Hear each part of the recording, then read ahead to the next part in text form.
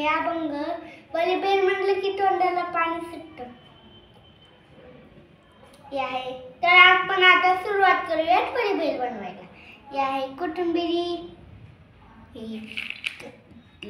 भाजलेले शेंगदाणे, आलूभुजा. तुम्ही आलूभुजा नाही टाकला तर ही पण टाकू शकता. फरसाण, हे आहे मीठ, हे आहे तिखट, हे आहे कांदा, हे आहे टोमॅटो. चला आपण आता बनवायला. ही आहे चिंच गुळाची चटणी. चला तर आता आपण बनवायला सुरुवात करूया. सुरुवातीला मी टाकतोय शेंगदाणे,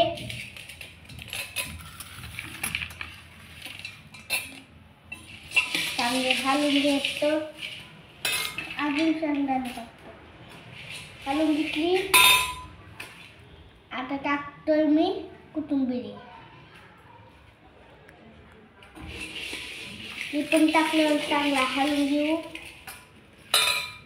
आता आलूभुजा टाकूयात. वाटी उचल तशीच. हे बघा, आलूभुजा मी लई मोठा टाकणार आहे, एवढाच टाकतो. आता आलूभुजा टाकल्यावर हलवून घेतो मी. तर मी थोडंसं तिखट टाकू शकतो. तिखट टाकले माझा भाऊ आणि मी खाणार आहेत ना, त्याच्यामुळे. तुम्हाला तिखट वेळ आवडत असली तर तुम्ही तिखट जास्त टाका. मीठ, आता मी थोडं मीठ टाकतो. थोडंसं टाकणार हा मीठ. मला खरं आवडत असेल तर लई मोठं मीठ टाका. कांदा थोडासा टाकतो मी. आणि ही आता टोमॅटो टाकतो. आता चांगले हलवून घेतो. आता चिंच गुळाचं पाणी.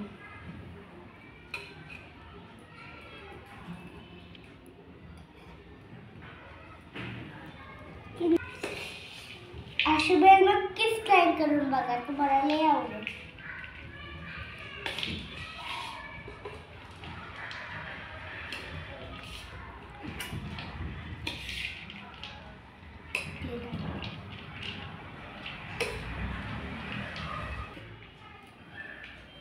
अशा प्रकारे झालेली आहे पूर्ण बेल. आता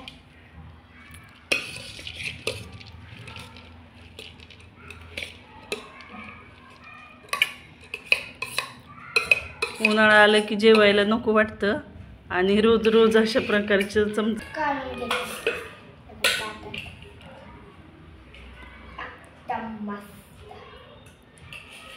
यम्मी यम्मी, टेस्टी टेस्टी. बघू कशी झाली आहे.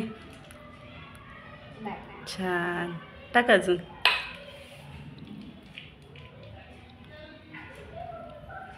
आता आपण बेल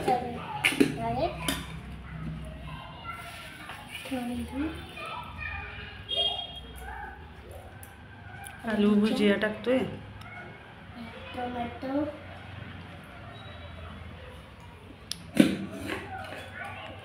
कोथिंबीर टाकूया थोडी.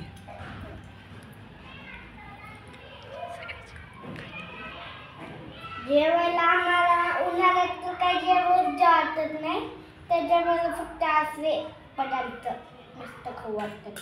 या सगळे भेळ खायला. चमचमीत ओली भेळ. अभंगने चमचमीत ओली भेळ बनवली आहे. या सगळे खायला. अभंग खाऊन बघ. असला तर चॅनलला सबस्क्राईब आणि लाईक करा. पाठीमागं घे.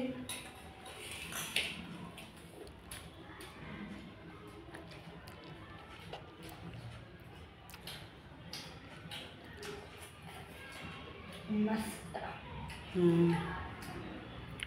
या तुम्ही पण खायला. घ्या तुम्हाला पण.